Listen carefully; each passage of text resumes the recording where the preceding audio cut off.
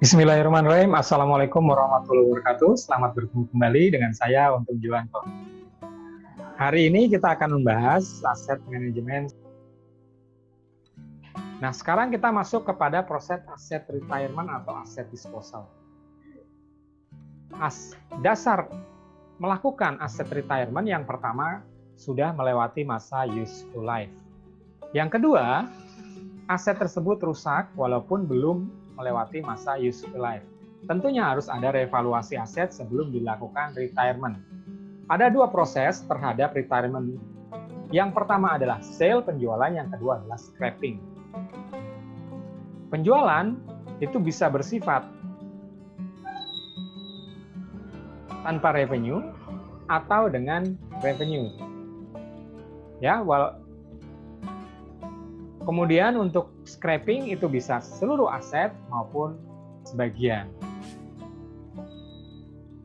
Pada saat proses scrapping aset, pastikan ada dokumentasinya, baik itu foto, nomor aset yang di-scrap, untuk historical aset di aset manajemen agar terdata aset tersebut sehingga tidak terjadi kehilangan keakuratan data. Berikutnya adalah aset under construction. Ini terkait dengan proses pembangunan misalnya. Pada saat proses pembangunan ada suatu progres 10%, kemudian ada misalnya di situ sudah masuk material, kemudian progres lagi 20%, masuk proses pembangunan infrastruktur, dan seterusnya sampai dengan terjadi proses pembangunan 100%. Pada saat proses pembangunan 100% itulah dilakukan pencatatan. Pada saat sebelum 100% masih tercatat terpisah dalam kategori aset under construction, belum dalam bentuk aset secara utuh. Berikutnya adalah aset historical. Proses-proses di atas kalau kita lakukan dengan sistematis maka akan menjadi satu historical asset. Akan menjadi suatu book value pada tahun fiskal berjalan sampai dengan tahun fiskal di akhir. Ada proses-proses di sana, ada penambahan. Historical itu terjadi, ada penambahan aset, misalnya pembelian, pengadaan baru untuk kebutuhan ekspansi bisnis atau mengganti aset yang sudah di retirement. Yang kedua ada pengurangan, karena memang sudah melewati masa useful life, atau mungkin bisa juga terjadi downsizing dari bisnis sehingga banyak aset yang dijual. Kemudian ada aset transfer, aset depreciation, dan yang pada akhirnya adalah menghasilkan nilai buku pada tahun akhir fiskal. Jadi proses historical asset ini ada 4. Yang pertama apakah ada penambahan, yang kedua pengurangan, yang ketiga ada transfer aset, yang berikutnya adalah proses depresiasi dari aset tersebut. Ini adalah contoh tampilan di sistem ERP atau sistem-sistem lain yang terkait dengan software manajemen aset. Keunggulannya apa dibandingkan dengan manual? Pertama adalah akurasinya lebih tinggi, yang kedua efektivitasnya juga lebih tinggi, yang ketiga adalah efisien karena proses audit dan rekonsiliasi yang akan berjalan lebih efektif, tidak memerlukan waktu yang berhari-hari karena semua data sudah real time.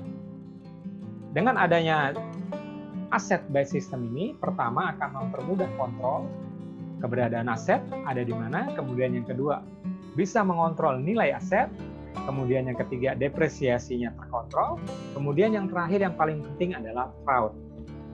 Beberapa perusahaan yang tidak terkontrol asetnya, itu akan sangat mudah terjadi fraud karena tidak dapat terlacak jumlah asetnya berapa, nilainya berapa, sehingga banyak terjadi penggelapan aset dan itu tidak bisa di tracing atau ditelusuri. Dan ini sangat berbahaya sekali terkait dengan profitabilitas perusahaan.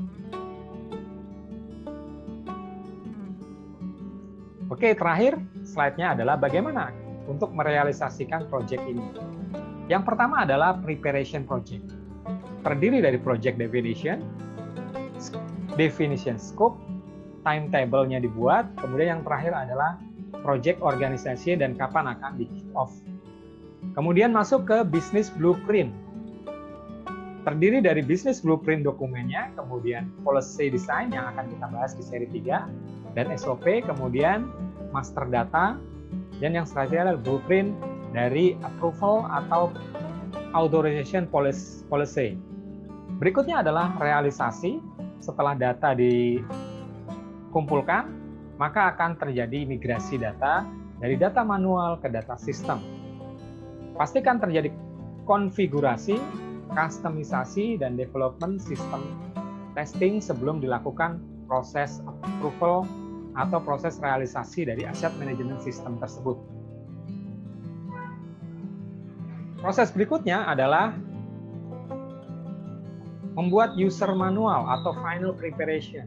Setiap aset memiliki user manualnya sendiri-sendiri, terutama untuk aset yang cukup kompleks pemakaiannya sehingga perlu dilakukan user manual. Kemudian yang berikutnya adalah key user dan end training. Jadi beberapa aset memang perlu dilakukan training penggunaannya agar useful life-nya bisa tercapai. Atau bahkan jika maintenance-nya bagus, akan melewati masa useful life dan aset tersebut masih dapat berfungsi dengan optimal. Yang terakhir adalah data transfer atau migrasi data pada saat final preparation. Setelah keempat proses itu sudah berjalan, barulah persiapan untuk go live support sistem aset. Tentunya go live ini perlu dukungan dari top down, top management sampai dengan level operasional di bawah.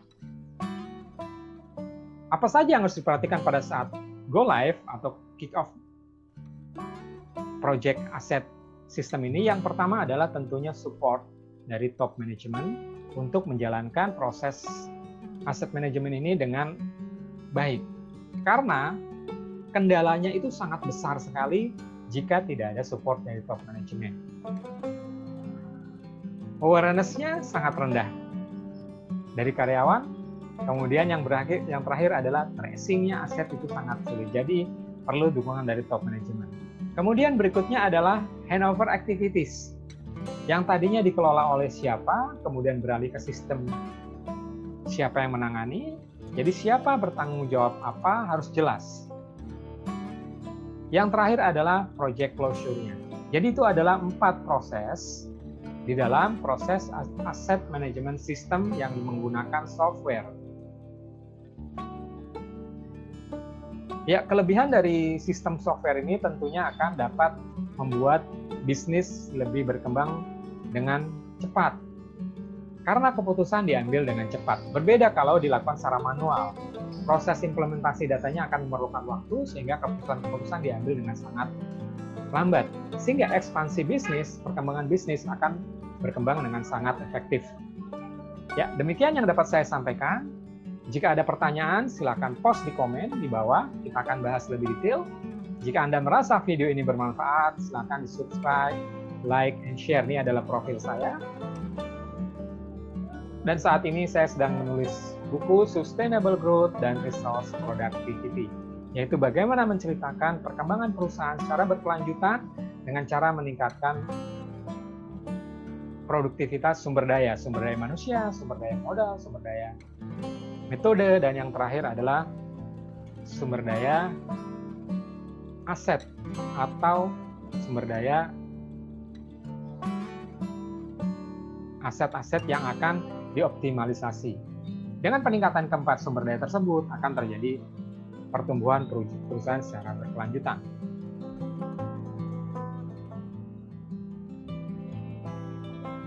Oke. Demikian yang dapat saya sampaikan. Terima kasih atas perhatiannya. Sampai bertemu kembali pada sesi yang akan datang pada seri 3 di mana kita akan bahas mengenai SOP aset. Jadi jangan lupa di-subscribe supaya Anda mendapatkan update video terbaru mengenai SOP dan policy desain dari aset manajemen. Dan yang terakhir, seri yang keempat menjelaskan implementasi dari proyek aset tersebut sehingga proses berjalannya aset bisa sesuai dengan tujuan perusahaan, yaitu meningkatkan produktivitas dan meningkatkan profitabilitas dari perusahaan sehingga perusahaan bisa bertumbuh secara berkelanjutan. Demikian yang dapat saya sampaikan. Wassalamualaikum warahmatullahi wabarakatuh. Sampai bertemu pada sesi yang akan datang. Terima kasih.